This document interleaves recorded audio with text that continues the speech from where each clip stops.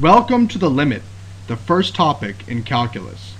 Now what is a limit exactly? Well, let's check it out. Here's some function, y equals sine of x divided by x.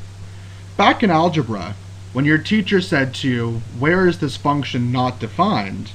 You would have said, well, this function does not exist at x equals 0, because you can never divide by 0. It's not allowed in mathematics.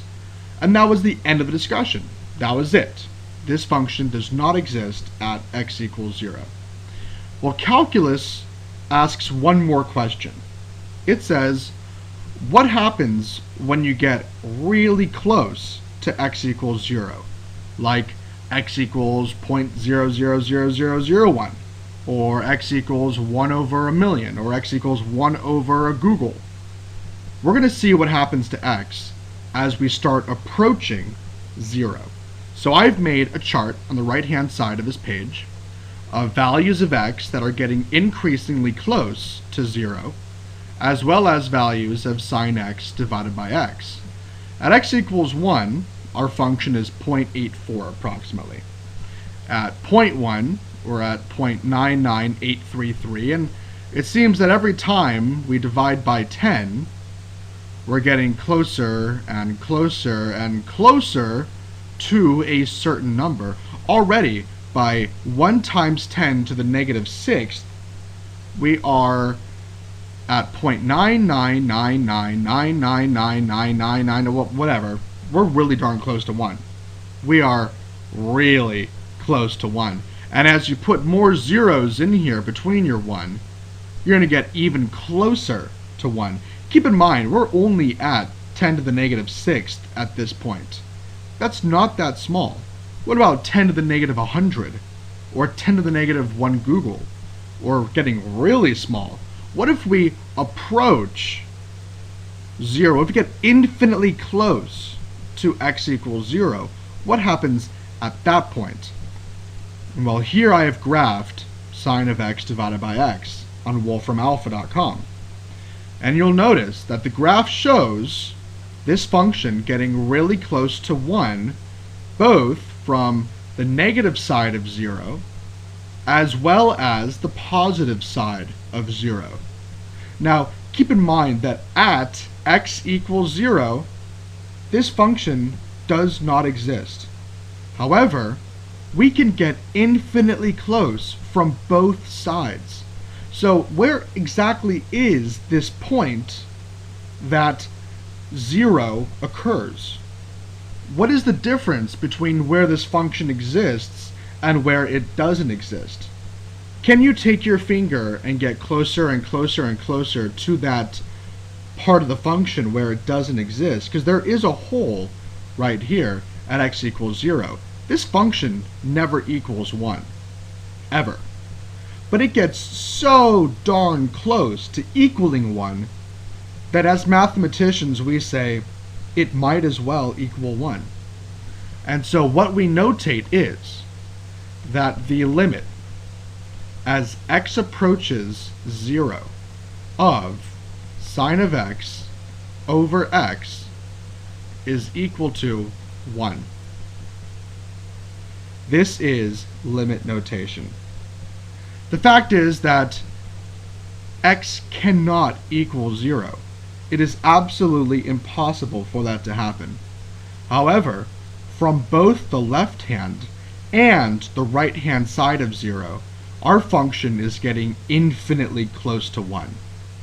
So what we're doing is we're letting x approach 0. It will never equal 0. It will approach 0. And as x approaches 0, we can see from the graph, as well as from our chart, that our function, sine of x over x, is approaching 1. And that is the idea behind the limit, that we can never reach this undefined value x equals 0. Rather, we can get infinitely close to it. And by getting infinitely close to it, we are therefore approaching it, and that is the limit. It's the infinite approach. let's take a look at a graphical view of what the limit actually is. Back in Algebra 1, you would have taken a look at this blue function, f of x, and if I asked you, what is f of 6, what is the function value at x equals 6, you probably would have said, well, it looks like it's going towards -2, so I'd say it's probably approximately -2. However, let's get rid of this black block. Oh, this function's doing something funny. We've got a hole at x equals 6. And in fact, our function value isn't -2 at all. It's 5. Ooh. So in reality, when you put this block on here, it looks like this function value is -2. But when you take it away, you get something completely different. So in reality, f of 6 is equal to 5. However, when you put that block back on, we actually can say something using calculus about this function. Now, this function seems to be approaching -2 from the left-hand side of x equals 6. And it's approaching -2 from the right-hand side of x equals 6. However, at x equals 6, the function is at 5. Now, calculus says nothing about the actual function value at 6. Rather, it discusses the approach of your function. And here is our notation. Let's go from the left-hand side of 6. We write the limit as x approaches 6 from the left-hand side, from the negative side, of f of x is equal to, well, as we get infinitely close to 6, we're approaching -2. Furthermore, we can also look from the right-hand side of x equals 6.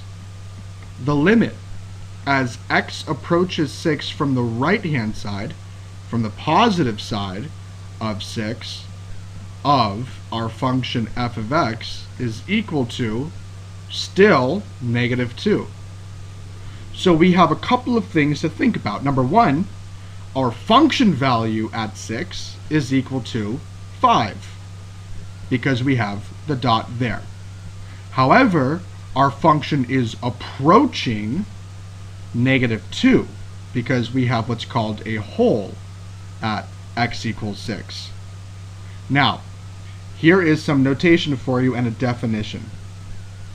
Because the limit from the left-hand side is equal to the limit from the right-hand side, the limit exists, and furthermore is -2.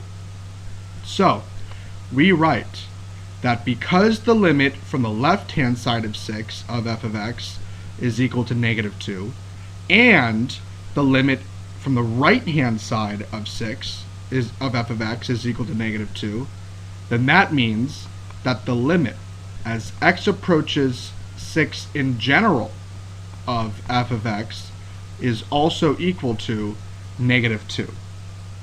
And this is how we represent limits, and this is what limits mean. Think about it this way. You're riding a roller coaster. If you were to ride this roller coaster from the left-hand side and from the right-hand side, what are you approaching as you approach this function value right here? Well, from the left-hand side, we're going to crash into -2. From the right-hand side, we're still going to crash into -2. And because we're going to crash into -2 from both sides, the limit therefore exists and is -2. But once again, do not be confused by the function value versus the limit.